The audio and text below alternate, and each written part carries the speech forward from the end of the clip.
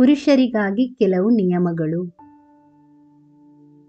ನೀವು ಬೇರೆ ಮಹಿಳೆಯರ ಜೊತೆ ಮಾತನಾಡುವಾಗ ಎಚ್ಚರಿಕೆಯಿಂದ ಆಲಿಸಿ, ತಲೆಯ ಚಲನೆಗಳಿಗೆ ಗಮನ ಕೊಡಿ ಮತ್ತು ಎಲ್ಲಕ್ಕಿಂತ ಹೆಚ್ಚಾಗಿ ದೇಹವನ್ನು ನೋಡುವ ಬದಲು ಕಣ್ಣಿನ ಸಂಪರ್ಕ ಮಾಡಿ.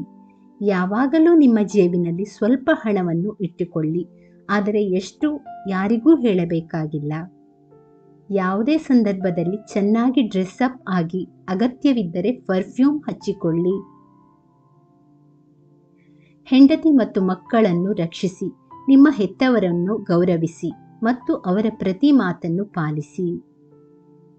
ನೀವು ಯಾರೊಬ್ಬರ ಮನೆಗೆ ಅತಿಥಿಯಾಗಿ ಹೋದಾಗ ಅಥವಾ ನಿಮ್ಮ ಮನೆಯಲ್ಲಿಯೇ ಊಟ ಮಾಡುವಾಗ ಆಹಾರವನ್ನು ಟೀಕಿಸಬೇಡಿ, ಅದರಲ್ಲಿ ಯಾವುದೇ ಕೆಟ್ಟದ್ದನ್ನು ಕಾಣಬೇಡಿ. ನಿಮ್ಮ ಪ್ರೀತಿಗೆ ಪಾತ್ರರಾದವರನ್ನು ಪ್ರೀತಿಸಿ, ನಿಮ್ಮ ಹೆಂಡತಿಯನ್ನು ಗೌರವಿಸಿ.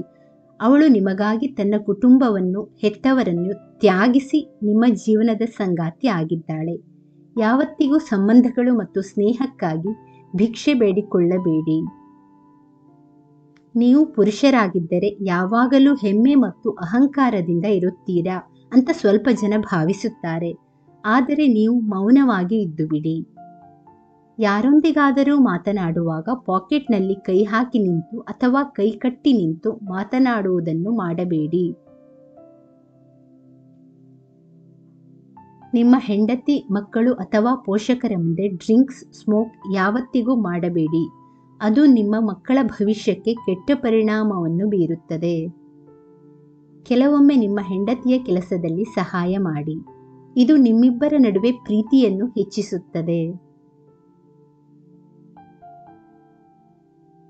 ವಿನಾಕಾರಣ ಸುಮ್ಮನೆ ಹೆಂಡತಿ ಮಕ್ಕಳನ್ನು ಬೈಯುತ್ತಿದ್ದರೆ ಅವರ ದೃಷ್ಟಿಯಲ್ಲಿ ನಿಮ್ಮ ಗೌರವ ಕಡಿಮೆ ಆಗುತ್ತದೆ.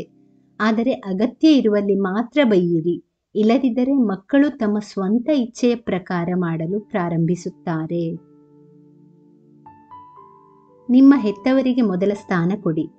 ಜಿಎಫ್ ಅಥವಾ ಹೆಂಡತಿಯ ಪ್ರೀತಿಗಾಗಿ ಹೆತ್ತವರಿಂದ ದೂರ ಹೋಗಬೇಡಿ. ವೀಕ್ಷಕರೇ, ಈ ಮಾಹಿತಿ ಇಷ್ಟವಾದಲ್ಲಿ ದಯವಿಟ್ಟು ವಿಡಿಯೋವನ್ನು ಲೈಕ್ ಮಾಡಿ, ಚಾನಲನ್ನು ಸಬ್ಸ್ಕ್ರೈಬ್ ಮಾಡಿ. ಕೇಳಿದ್ದಕ್ಕಾಗಿ ಧನ್ಯವಾದಗಳು.